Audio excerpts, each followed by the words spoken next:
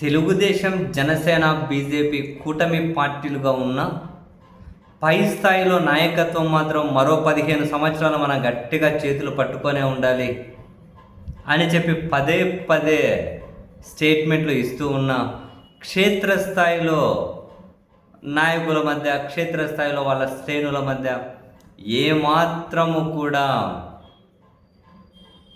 సమన్వయం లేదు. ఏమాత్రము కూడా ఒకరి మీద మరొకరికి అభిమానం లాంటివో ఇటువంటివి ఎక్కడా కనిపించడం లేదు.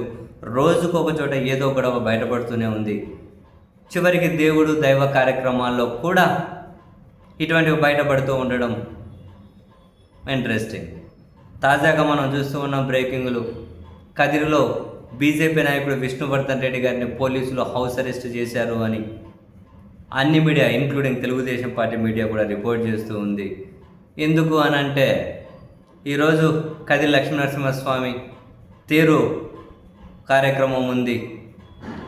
సో ఆ కార్యక్రమానికి విష్ణువర్ధన్ రెడ్డి గారు హాజరు కాకూడదు అని, ఆ కార్యక్రమానికి హాజరైతే టీడీపీ శ్రేణులు దాడి చేసే అవకాశం ఉంది అని పోలీసులు ఆయనను హౌస్ అరెస్ట్ చేశారు అన్నది వార్తల సారాంశం. ఈవెన్ టీడీపీ మీడియా రిపోర్ట్ చేస్తూ ఉంది. Telugu Desam party Kadiri MLA